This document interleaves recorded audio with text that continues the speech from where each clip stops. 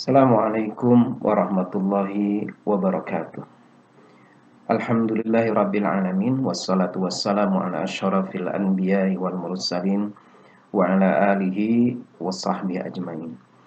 Asyhadu an la ilaha illallah wahdahu la syarikalah wa asyhadu anna Muhammadan abduhu wa rasuluh alladzi la nabiyya ba'dah. Qala Allah ta'ala fil Qur'anil Karim, a'udzu billahi minasy syaithanir rajim. Syahrul Ramadan alladzi unzila fihi al-Qur'an hudal linnas wa bayyinatin minal huda wal furqan. Shadaqallahul adzim. Alhamdulillah, ikhwan dan akhwat fillah rahimakumullah, di pagi hari ini kembali kita dipertemukan oleh Allah Subhanahu wa taala dalam taklim umum online ini. Mudah-mudahan Allah Subhanahu wa taala senantiasa mencurahkan keberkahannya kepada kita semua. Di Asyurul Awakhir ini, di 10 hari terakhir ini, mudah-mudahan stamina untuk melaksanakan ibadah semakin meningkat dan kita benar-benar mampu menggunakan kesempatan hari-hari terakhir di bulan Ramadan ini dengan sebaik-baiknya. Salawat dan salam semoga selalu tercurah kepada teladan hidup kita, qudwah kita, uswah kita, yakni Rasulullah Muhammad sallallahu alaihi wasallam, beserta kepada keluarga, sahabat dan para pengikutnya hingga akhir zaman. Ikhwan dan akhwat fillah rahimakumullah, perkenankan saya pada pagi hari ini menyampaikan pengingat bagi kita semua tentang pentingnya kita berinteraksi dengan Al-Quran, dan secara khusus adalah menyampaikan tentang bagaimana generasi salafus salih, yakni generasi pada masa Rasulullah SAW dan para sahabat berinteraksi dengan Al-Quran. Tadi di awal saya sudah membacakan salah satu firman Allah Subhanahu wa taala yang menegaskan tentang momentum bulan Ramadan ini sebagai bulan diturunkannya Al-Quran. Syahrul Ramadan alladzi unzila fihi al-Quran hudal linnasi wa bayyinatin minal huda wal furqan.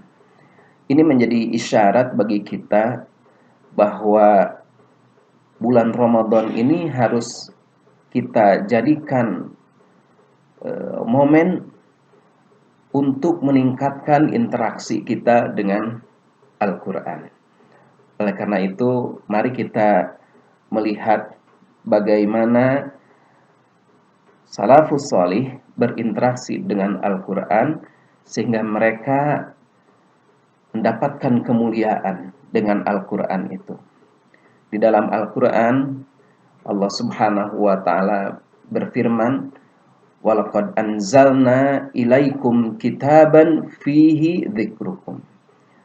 Walaqad anzalna ilaikum kitaban, sesungguhnya kami telah menurunkan kepada kalian sebuah kitab, yakni Al-Quran. Fihi dzikrukum, di dalamnya itu ada dzikrukum. Kalau kita merujuk kepada apa yang disampaikan oleh Ibnu Abbas, yang dimaksud dengan dzikrukum di sana adalah kemuliaan. Fihi dzikrukum, di dalam Al-Quran itu ada kemuliaan, ada sebab-sebab kemuliaan bagi kalian. Oleh karena itu penting bagi kita untuk sekali lagi meningkatkan interaksi kita dengan Al-Quran, dan tentu saja dalam hal ini kita perlu untuk mengambil suri tauladan, mengambil ibrah pelajaran dari para salafus saleh. Ikhwan dan akhwat fillah rahimakumullah, generasi sahabat adalah generasi terbaik. Mereka adalah orang-orang yang telah diberikan nikmat begitu besar oleh Allah Subhanahu wa taala karena mereka setelah mereguk segarnya ajaran Islam dari sumber mata air yang pertama. Mereka merasakan madrasah kenabian Muhammad Rasulullah Sallallahu Alaihi Wasallam, dan Rasulullah Sallallahu Alaihi Wasallam sendiri telah bersabda tentang generasi terbaik, generasi para sahabat, khaira ummati, bahwa sebaik-baik umatku adalah qarni, adalah pada masaku. Tsummal ladzina yalunahum, kemudian generasi setelahnya, tsummal ladzina yalunahum, kemudian generasi setelahnya. 3 generasi awal ini yang sering disebut sebagai generasi salaf, generasi terbaik. Dan mereka tentu saja, ini penegasan dari Rasulullah dalam hadis tadi, hadis riwayat Bukhari tadi, bahwa ini menjadi isyarat tentang keunggulan mereka. Dan di antara keunggulan itu adalah bagaimana mereka berinteraksi dengan Al-Quran. Ikhwan dan akhwat fillah rahimakumullah, bagaimana mereka berinteraksi dengan Al-Quran? Yang pertama, ini saya ambil dari materi tamhidiyah dalam materi Ma'rifatul Quran, salah satu bagian dari materi tarbiyah kita, bahwa para sahabat Rasulullah SAW itu, generasi salaf itu, dalam berinteraksi dengan Al-Quran, mereka memiliki an-nadhratul kulliyah. Mereka memiliki pandangan yang menyeluruh, memiliki pandangan yang utuh. Sebagai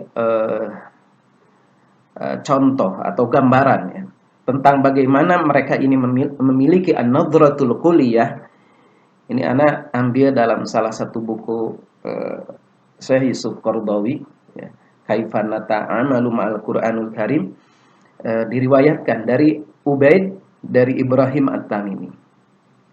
Dia berkata, dia menceritakan bahwa suatu saat Umar bin Khattab sedang merenung mengapa umat ini berbeda-beda pendapatnya, padahal nabinya satu, kiblatnya satu. Lalu kemudian dia bertanya kepada Ibnu Abbas. Kemudian kata Ibnu Abbas, wahai Amirul Mukminin, Al-Quran diturunkan kepada kita, kata Ibnu Abbas, lalu kita membacanya, kita mengetahui mengapa dia diturunkan.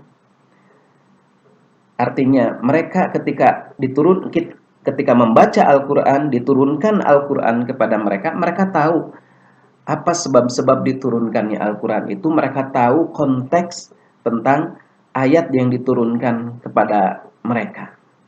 Nah, kata Ibnu Abbas selanjutnya, sedangkan orang-orang setelah kita adalah orang-orang yang membaca Al-Quran tapi tidak mengetahui tentang apa dia diturunkan. Lalu kata Ibnu Abbas, mereka ini mengutarakan pendapat tentang hal itu, tentang ayat Al-Quran itu. Dan kata Ibnu Abbas, kalau mereka mulai mengeluarkan pendapat, maka tentu mereka akan berselisih pendapat. Dan bahkan kata Ibnu Abbas, jika mereka telah berselisih pendapat, maka mereka akan berperang. Nah, ini gambaran bagaimana perbedaan antara generasi salafus sholih dengan generasi kita saat ini. Kadangkala kita membaca Al-Quran tapi tidak disertai dengan pemahaman yang benar, tidak dengan an-nadhratul kulliyah, tidak dengan pandangan yang pandangan yang menyeluruh dan pandangan yang utuh terhadap ayat-ayat Al-Quran itu. Waktu itu Umar bin Khattab ketika mendengar jawaban dari Ibnu Abbas, Umar kemudian apa? Membentak dan menghardik Ibnu Abbas, karena seolah-olah ada apa yang disampaikan oleh Ibnu Abbas itu bahwa Al-Quran itu menyebabkan terjadinya peperangan gitu, karena pemahaman yang berbeda-beda sehingga terjadi peperangan, dan itu karena Al-Quran. Maka Ibnu Abbas ketika dibentak dan dihardik oleh Umar bin Khattab, Ibnu Abbas pun pergi. Setelah itu Umar bin Khattab kembali merenung lagi dan memikirkan apa yang tadi dikatakan oleh Ibnu Abbas. Lalu kemudian mengertilah Umar, lalu dia menyuruh orang untuk memanggil lagi Ibnu Abbas. Lalu setelah itu kata Umar bin Khattab, "Wahai Ibnu Abbas, coba kamu ulangi lagi apa yang kau katakan tadi." Lalu Ibnu Abbas menyampaikan kembali apa yang sudah disampaikannya. Setelah itu Umar memahami dan dia mengatakan, "Benar, engkau benar." Gitu. Nah, ini perbedaannya ya. Gambaran tentang perbedaan bagaimana generasi sahabat memiliki nadratul kulliyah, sedangkan generasi sebelumnya ini kadangkala membaca Al-Quran tidak dengan pemahaman yang utuh. Oleh karena itu kita perlu ketika membaca Al-Quran itu kita merujuk juga, melihat juga bagaimana para sahabat Rasulullah SAW memahami Al-Quran. Tafsir sebuah ayat di dalam Al-Quran. Nah, gambaran lain ya disebutkan ini di dalam Al-Awsat, ya, At-Tabrani dan Al-Mustadrak Al-Hakim, ini dengan sanad yang hasan dari Ibnu Umar radhiyallahu anhuma.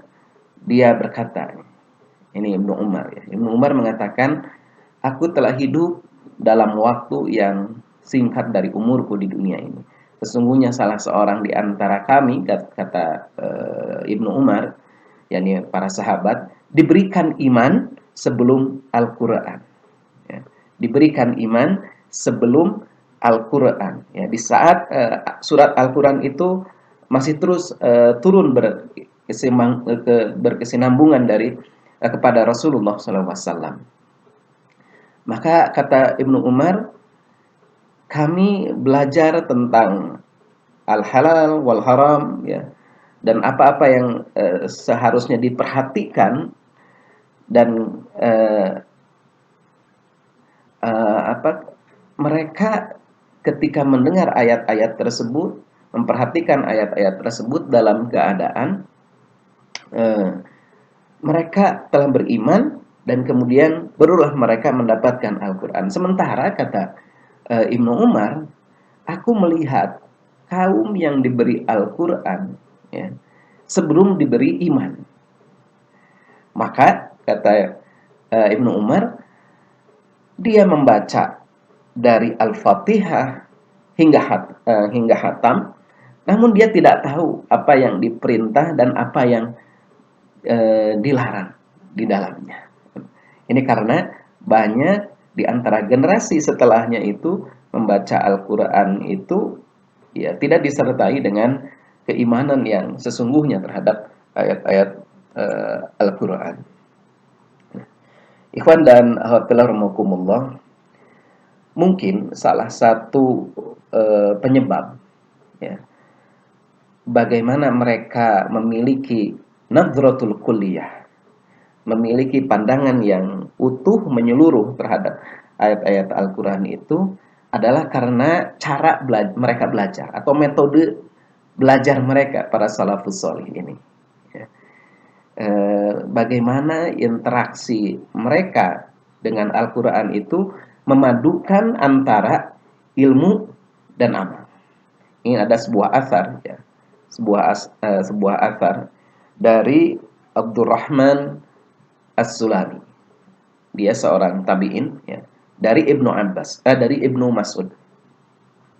Dia berkata, kata Abdurrahman As-Sulami, ini Ibnu Mas'ud mengatakan, kami dulu belajar dari Rasulullah SAW itu 10 ayat. Asyra ayatin. Fama na'lamul asyra.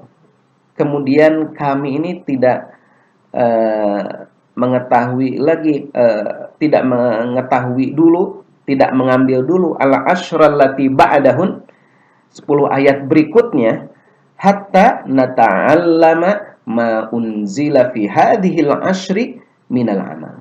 Jadi kami ini belajar dari Rasulullah 10 ayat, dan kami tidak dulu beralih kepada 10 ayat sesudahnya, sehingga kami belajar dulu tentang pengamalan dari apa yang 10 ayat yang diketahui atau sedang dipelajarinya itu. Nah, ini mungkin bedanya ya. Bedanya generasi sahabat, cara belajar, cara interaksi generasi sahabat dengan generasi saat ini. Mereka itu membaca Al-Quran, berusaha memahami Al-Quran, dan kemudian berupaya untuk mengamalkan Al-Quran, barulah mereka menambah dengan 10 ayat berikutnya. Mereka belajar 10 ayat, 10 ayat, 10 ayat. Seperti itu.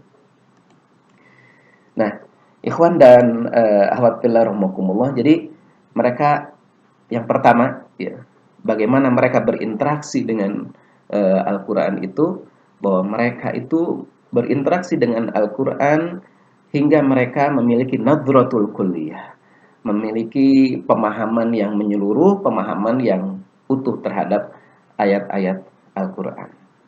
Yang kedua, para sahabat Rasulullah SAW, generasi salafus salih, mereka ini dalam berinteraksi dengan Al-Quran, mereka berada dalam kondisi dukhulul Qur'ani, mereka masuk atau masuknya Al-Quran, dukhulul Quran, masuknya bacaan Al-Quran ke dalam hati mereka, duna muqarraratin sabiqah, tanpa disertai dengan pemahaman-pemahaman sebelumnya yang menyimpang. Jadi ketika mereka membaca Al-Quran, mempelajari Al-Quran, memahami Al-Quran, maka betul-betul bulat, ya, betul-betul bulat apa yang ada di dalam Al-Quran itulah yang menjadi rujukannya. Jadi saat menerima Al-Quran, para sahabat ini membersihkan jiwanya dari noda-noda, kotoran-kotoran masa lalu di masa jahiliyah. Jadi mereka itu betul-betul mempersepsikan Al-Quran ini sebagai satu-satunya sumber dan landasan dalam kehidupan mereka. Dan mereka ini betul-betul memulai hidup baru yang sama sekali berbeda dengan masa lalunya. Jadi bagaimana interaksi mereka dengan Al-Quran ini telah merubah total, merubah secara total ya, lingkungannya, kebiasaan, adatnya, wawasan, kalau bahasa kita sekarang ideologinya, serta bagaimana pergaulan mereka. Dukhulul Qur'ani duna muqarraratin sabiqah. Jadi masuknya Al-Quran ke dalam hati mereka itu tanpa disertai dengan pemahaman-pemahaman sebelumnya yang menyimpang. Ya.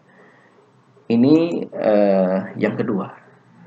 Yang ketiga, bagaimana mereka berinteraksi dengan Al-Quran itu adalah disertai dengan ats-tsiqatul mutlaqah, kepercayaan yang mutlak.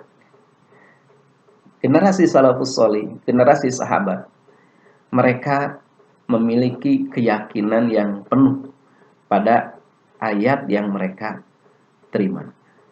Penerimaan mereka terhadap firman Allah Subhanahu wa taala ini kalau diibaratkan seperti seorang prajurit menerima perintah dari komandannya. Jadi Al-Quran itu diterima untuk diterapkan secara langsung dalam kehidupan mereka. Jadi bukan hanya sekedar Al-Quran ini menjadi rekreasi intelektual, pemuasan intelektual gitu. Tapi betul-betul Al-Quran ini dibaca, diterima untuk kemudian dilaksanakan dalam kehidupan sehari-harinya. Mereka menyadari bahwa Al-Quran ini adalah minhajul hayah, pedoman hidup bagi mereka gitu. Salah satu contoh, ikhwan dan akhwat mungkin kita juga pernah ya membaca sejarahnya tentang bagaimana ketika turun Quran surat An-Nur ayat 31. Waliyadribna bikhumurihinna ala juyubihinna. Ya. Hendaklah mereka menutupkan ini kepada perintah Allah untuk berjilbab, ya, berkerudung, ya.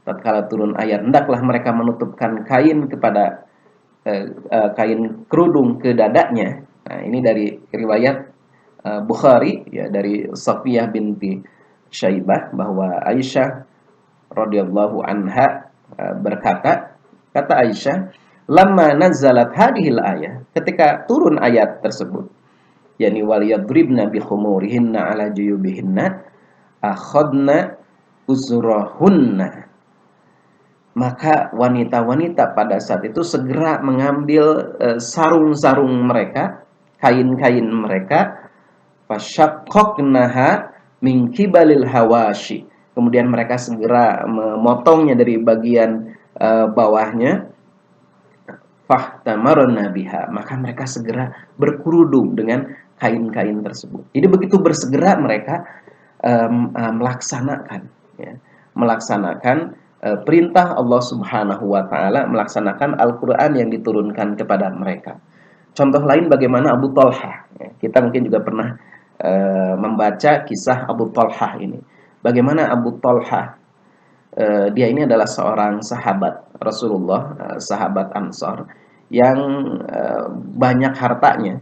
Yang dimaksud banyak harta di sini adalah dia ini punya banyak kebun kurma, ya, di Madinah. Di antaranya yang paling dia cintai itu adalah Bayruha, ya, yang berada kebun disebut Bayruha yang berada di depan Masjid Nabawi, ya. Dan Rasulullah SAW disebutkan dalam riwayat itu sering memasuki Bayruha itu dan meminum airnya, ya, air yang ada di dalamnya, mata air yang ada di dalamnya. Nah, ketika turun ayat, yakni Quran surat Ali Imran ayat 92, lan tanalul birra hatta tunfiqu mimma tuhibbun, kamu sekali-kali tidak sampai kepada kebajikan, ya, kebajikan yang sempurna sebelum kamu menafkahkan harta yang kamu cintai, ya. Hatta tunfiqu mimma tuhibbun. Nah, ketika turun ayat ini, Abu Thalhah langsung datang kepada Rasulullah SAW, kemudian menyampaikan, ya Rasulullah, harta yang paling saya sukai adalah Bayruha. Maka aku sedekahkan, ya, aku sedekahkan di jalan Allah. Aku mengharapkan kebaikan dan pahala di sisi Allah, ya. Maka pergunakanlah wahai Rasulullah, ya, sebagaimana yang Allah tentukan kepada Anda, gitu, kata Abu Thalhah. Jadi langsung ketika turun ayat, langsung dia ingin melaksanakan perintah yang ada disebutkan di dalam Al-Quran itu. Kemudian Rasulullah SAW pada saat itu mengatakan bahwa aku berpendapat, kata Rasulullah, sebaiknya engkau menjadikan Bayruha ini menjadikan untuk dibagi-bagikan kepada kerabatmu terdekat. Maka dilaksanakan oleh Abu Thalhah, ya, dibagikan kepada kerabatnya, kepada anak-anak pamannya, gitu. Nah, itu bagaimana mereka itu as-siqatul mutlaqah, memiliki keyakinan, kepercayaan yang mutlak, ya, terhadap Al-Quran. Yang berikutnya, yang terakhir, ikhwan dan alhamdulillah, bagaimana generasi salafus saleh berinteraksi dengan Al-Quran adalah mereka ketika berinteraksi dengan Al-Quran, ketika membaca Al-Quran, ketika mendengar Al-Quran, mereka memiliki asy'uru bi annal ayata muwahhajatun ilaihi. Mereka ini memiliki asy'ur, memiliki perasaan bahwa ayat yang dibaca itu betul-betul muwahhajatun ilaihi, benar-benar tertuju kepada dirinya. Jadi para sahabat ini mungkin tidak seperti kita, ya. Seperti kita, kadang-kala kita itu ketika membaca ayat Al-Quran, ketika mendengar ayat Al-Quran, merasa bahwa ayat itu sedang ditujukan kepada orang lain, gitu. Kalau para sahabat generasi salafus soleh justru ketika ayat Al-Quran dibacakan itu seolah-olah itu adalah sedang ditujukan kepada dirinya. Ada sebuah riwayat Al-Hasan ibnu Ali radhiyallahu anhu, dia berkata, sesungguhnya orang-orang sebelum kalian, yakni generasi salafus salih, mereka melihat Al-Quran ini seperti surat-surat dari Tuhan mereka. Jadi Al-Quran ini dianggap sebagai surat yang dikirimkan oleh Allah Subhanahu wa Ta'ala kepada mereka. Maka mereka kemudian merenungkannya di malam hari dan melakukan tinjauan di siang hari. Ya. Mereka mengamalkannya pada siang hari. Karena mereka betul-betul merasakan bahwa ayat Al-Quran itu ditujukan kepada diri mereka. Ada sebuah riwayat